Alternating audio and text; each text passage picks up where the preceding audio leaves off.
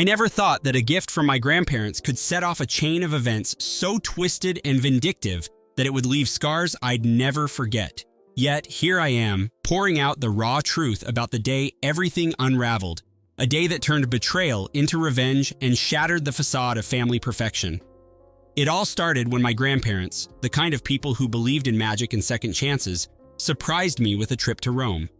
They had always been the ones to quietly cheer me on, the ones who understood my dreams even when the rest of the family didn't. I'd spent years yearning for an adventure, a taste of something more than the mundane existence I was forced to live by. And then, in a single moment of generosity, they handed me what I'd always wanted, a ticket to Rome. I remember the embossed envelope, the creamy paper that promised sunlit piazzas, ancient ruins, and gelato that tasted like heaven. In that moment, I was on top of the world. But as life often does, it threw a wrench into my perfect plans. My parents, ever the enforcers of their own twisted version of fairness, decided that I was not the only one who deserved a break from the relentless monotony of our suburban existence. They had a plan, one that had been in the making for as long as I could remember, to ensure that my golden child sister, Jade, would always receive preferential treatment. In their eyes, Jade was the one who could do no wrong. She was blessed, untouchable, the family's shining star. And so, with no regard for my dreams or my excitement, they forced me to give up the ticket to her. It was as if my voice, my desires, had suddenly become invisible. I watched, numb with disbelief, as they passed me over in favor of someone who'd never had to fight for a moment's happiness. I was furious, of course. I tried to protest, tried to reason with them, explaining that this trip was more than a vacation. It was a piece of my soul they were snatching away. But my words fell on deaf ears. My parents' conviction was unyielding, and Jade's laughter at my expense sealed my fate. I remember the humiliation, the overwhelming sense of betrayal that clutched at my heart. The life I'd imagined in Rome was abruptly stolen from me, replaced by a bitter resignation that simmered beneath the surface. Jade, ever the unknowing beneficiary of my family's favoritism, was ecstatic when she received the ticket. She danced around the living room with a joy that felt like salt on my wounds. I couldn't stand to see her so happy, especially knowing how easily everything that had been mine was now hers. Yet, I was forced into silence, expected to swallow my anger like bitter medicine. But inside, a storm was gathering, a relentless desire for revenge, not on Jade, but on the puppeteers who had robbed me of my destiny. Fate, it seems, had its own plans. On the day of her departure, just as she was about to leave for the airport, Jade's cab, her chariot of privilege, met with a catastrophic accident. I'll never forget the call. A frantic voice on the phone, her words choked with shock. "The cab, it crashed. I'm fine, but the ticket..." In that instant, something in me shifted. Here was my golden child, crashing not only her vehicle, but also the carefully constructed myth of her untouchability. As the details trickled in, it became clear that this wasn't just a stroke of bad luck. It was the universe's way of balancing the scales. I didn't rush to her side. I didn't offer the expected condolences. Instead, I watched from a distance, calculating, observing the fallout. My parents, in their overblown concern for the family reputation, scrambled to make excuses and to salvage what remained of their perfect image. And Jade, ever the fragile masterpiece of parental adoration, played the victim with the grace of a trained actress. But the moment had come when I decided that I would no longer be a pawn in their twisted game. I spent the next few days meticulously planning my next move. I wasn't content to simply reclaim the ticket and leave. I needed to show them that betrayal had consequences. I began with subtle acts of defiance, the kind that would sow seeds of doubt in the minds of those who had once thought they controlled every facet of my life. I returned every borrowed item, every favor I had ever done for them, with a cold, calculated finality. Every smile they had forced upon me was replaced with a tight-lipped silence. I was the quiet storm, biding my time until the perfect moment arrived. When the day came for my own journey, I made sure it was unforgettable. I took back the ticket, my grandparents' genuine gift, a symbol of hope, and booked my own flight to Rome. There was a rush in that act, a heady mix of liberation and righteous anger. I felt empowered, as if reclaiming my own narrative was the first step in dismantling the web of manipulation that had choked me for years. As I boarded the plane, I looked back one last time at the life I was leaving behind, a life of unacknowledged potential, a life where my voice had always been secondary. Rome was everything I had dreamed of, and more. The city pulsed with history, art, and a vibrancy that rekindled my own inner fire. I spent my days wandering cobblestone streets, marveling at ruins that whispered secrets of ancient triumphs and defeats. Every step I took in that city was a defiant act of reclaiming my lost time. I reveled in the freedom of being unburdened by the expectations of a family that had always sought to control me. In Rome, I wasn't the forgotten child. I was a conqueror, carving my own destiny. Yet, even in this newfound bliss, the memory of betrayal gnawed at me. My parents' smug expressions, their unrepentant arrogance, haunted my every moment. I knew that I had to confront them, to let them know that I would never again be their sacrificial lamb. And so, as the days passed and the beauty of Rome filled my soul, I began to plot my revenge with a clarity that was as exhilarating as it was chilling. My plan was not one of physical harm, but of intellectual and emotional dismantling, a reckoning that would force them to confront the consequences of their actions. I started by gathering every scrap of evidence that showcased the injustice I had suffered. I collected old emails, text messages, even voicemails where they had dismissed my dreams, where they had belittled my aspirations. I compiled every moment when they had favored Jade over me, every instance when my voice had been silenced by their overbearing authority. This wasn't just about reclaiming a trip, it was about reclaiming my identity and showing them that their neglect and manipulation had consequences. I posted my story on a little-known subreddit dedicated to tales of family betrayal and personal triumph. I was meticulous in my account, laying out every detail with a raw honesty that shocked even me. The response was immediate and overwhelming. Strangers, many of whom had experienced similar betrayals, flooded the thread with support and admiration. They called me brave, resilient, and inspiring. Some even offered legal advice, urging me to consider a class action suit for emotional distress. I didn't need their help to know that I was already winning. I was no longer the silenced child of a tyrannical household. I was a voice that would not be stifled. I kept the thread alive for weeks, updating it with every new revelation. I detailed the moment I reclaimed my ticket, the thrill of leaving behind a life of mediocrity for the splendor of Rome, and every step of my meticulously planned revenge. I left no stone unturned in exposing the hypocrisy of my parents, their inability to recognize the worth of their own flesh and blood, and their blind adoration of a child who had never truly earned it. Each post was a declaration of war, a war against the oppressive forces that had dictated my life for far too long. The most satisfying moment came when my parents finally acknowledged the thread. I remember the email notification as if it were yesterday, a brief, terse message from my mother, half apologetic and half condescending. They claimed ignorance of the full extent of my suffering, saying that they had only wanted the best for me by giving Jade the trip. Their words were a hollow echo of the countless times they had dismissed my feelings. I replied with a single, devastating truth. The best for me would have been to be heard, not to be sacrificed for someone else's shine. There was no room for forgiveness in that reply. It was a declaration of independence, a final severance of the bonds that had once shackled me. I didn't stop at words. I arranged a discreet meeting with a respected family therapist who specialized in cases of emotional neglect. I knew that if I could get an unbiased expert to validate my experience, the scales would finally tip in my favor. The therapist's report was damning.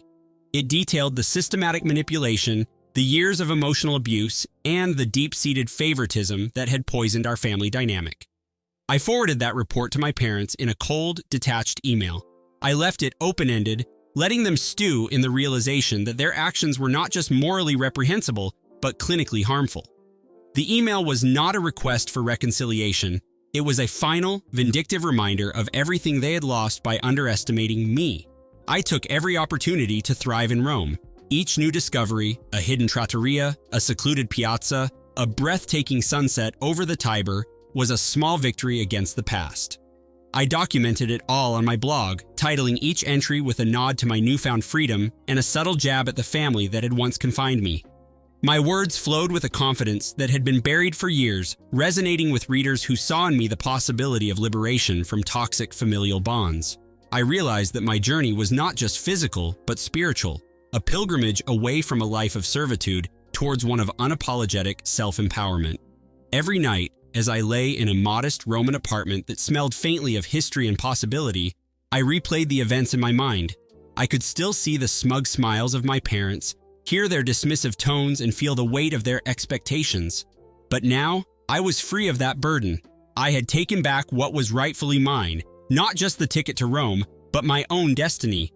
I had crafted a revenge that was both elegant and thorough, a slow dismantling of the lies and betrayals that had defined my past.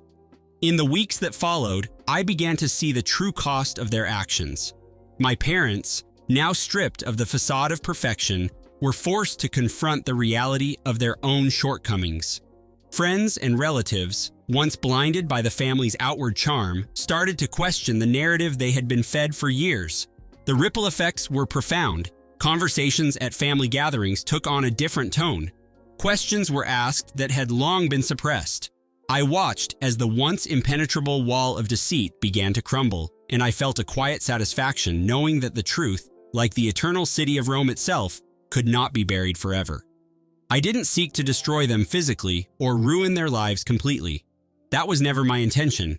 My revenge was in the reclaiming of my voice, in exposing the hypocrisy and cruelty that had defined our family for so long. I wanted them to feel the sting of their own betrayal, to understand that a child's spirit, once broken, could rise again, not as a victim, but as a force of nature. I became a beacon for others who had suffered in silence, a living testament that even in the face of overwhelming betrayal, one could reclaim their own destiny. Now, as I write this from a small cafe near the Spanish Steps, I can't help but reflect on the journey that has brought me here.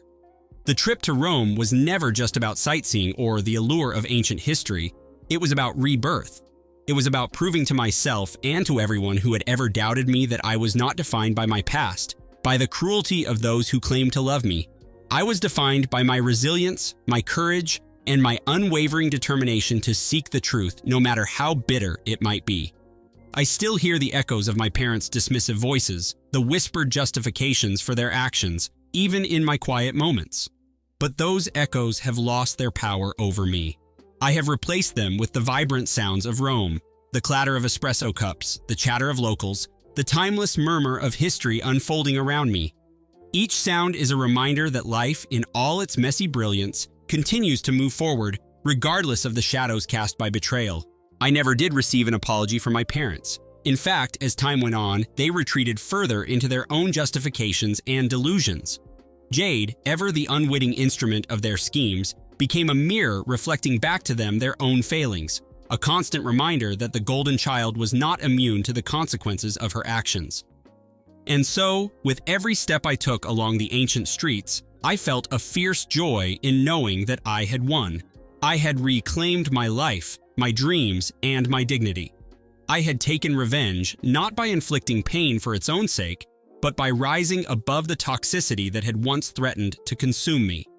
This isn't a tale of simple retribution or petty squabbles. It's a chronicle of personal resurrection. I stand here as proof that even when those we love betray us, even when we are forced to sacrifice our own happiness for the sake of someone else's image, there is a path to reclaiming everything that was lost. Rome, with all its ancient splendor, became the backdrop for my transformation. It reminded me that history is written by those who dare to defy their fate and forge their own destiny. Looking back, I can see that my grandparents' gift was not just a trip, it was a lifeline. It was a reminder that somewhere out there, there was a place where I could be free, where I could be heard, and where I could finally be myself. I carry that gift with me every day, not as a token of lost time, but as a symbol of victory over the forces that sought to keep me in the shadows. My revenge, as calculated and precise as it was, wasn't about inflicting irreparable harm on those who had wronged me. It was about reclaiming the power they had stolen and proving, beyond a shadow of a doubt, that I was more than their expendable pawn. I did not forgive, nor would I ever, because forgiveness in this case would have meant relinquishing the strength that I had painstakingly built. Instead, I chose to let my actions speak louder than any apology ever could. Now, every time I see a photograph of the Colosseum or hear the distant echo of a church bell in Rome, I'm reminded of the incredible journey I undertook, not just across continents, but deep within my own soul. I remember the anger, the betrayal, and the painstaking steps I took to rebuild my life.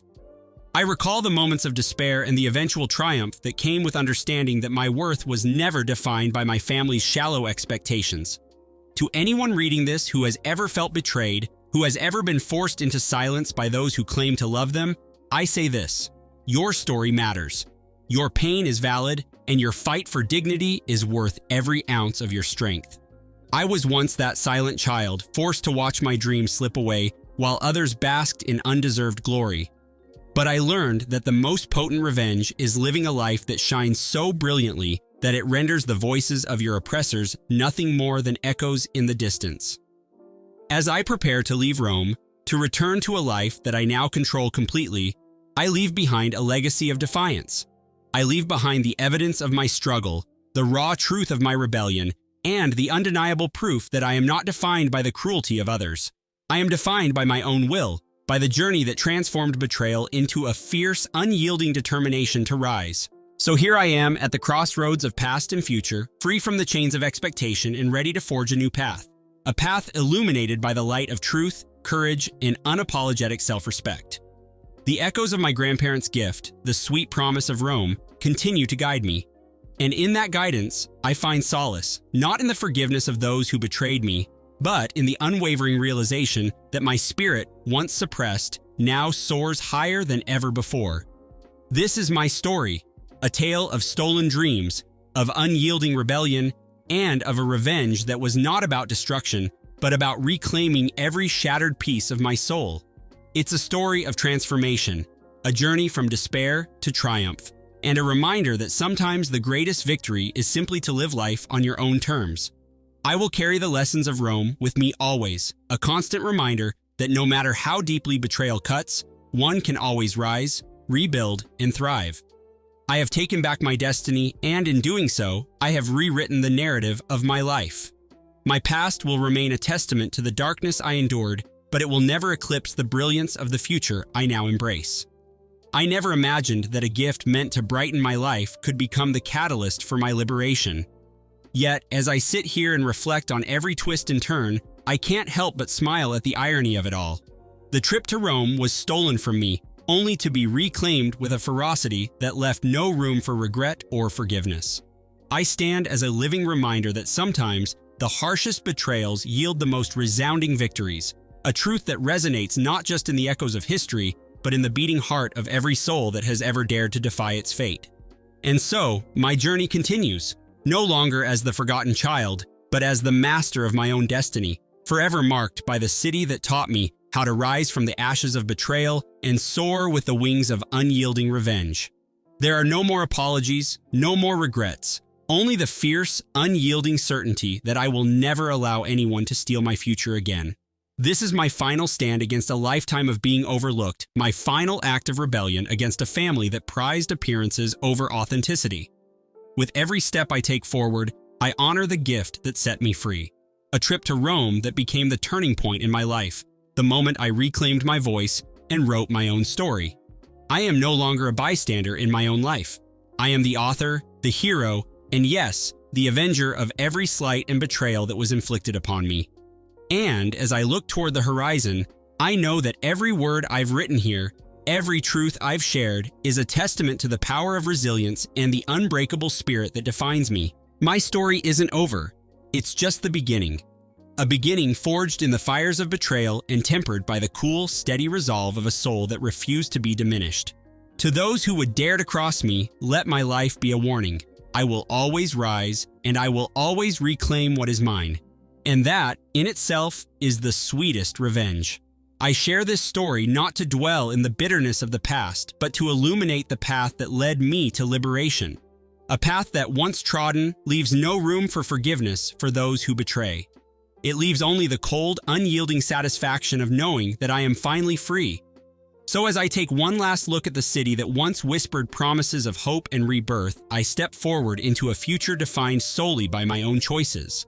A future where betrayal is met not with forgiveness, but with a resolute determination to claim one's rightful place in the world. And in that place, there is no room for those who would steal your dreams. I am free, I am victorious, and I will never, ever be silenced again. Every single moment of this journey, every twist of fate that brought me to this point is etched into my memory. It serves as a permanent reminder that sometimes the greatest adventure begins with the courage to say, no more. In that simple declaration, I found the strength to rewrite my destiny and ultimately to triumph over the forces that once held me captive. And now, as I set forth on the next chapter of my life, I carry with me not just the memories of a magnificent city, but the scars of a past that forged me into the person I am today. A person who knows that revenge is not about destruction, but about reclaiming one's true self. A person who will never allow the ghosts of betrayal to define the future. This is not just a story of revenge, but of rebirth. A reminder that even in the darkest of times, there is a spark waiting to ignite the flames of a new beginning. And I, at last, am that spark. I leave you with this truth. The journey to freedom is paved with courage, determination, and the unyielding refusal to accept a life that is not your own. Let every betrayal be the fuel that propels you forward. Every injustice a call to rise above, and every moment of despair a reminder of the strength that lies within. For in the end, it is not the past that defines us, but the choices we make in the face of it. And I choose to live as my own master, unforgiving, unyielding, and unequivocally free.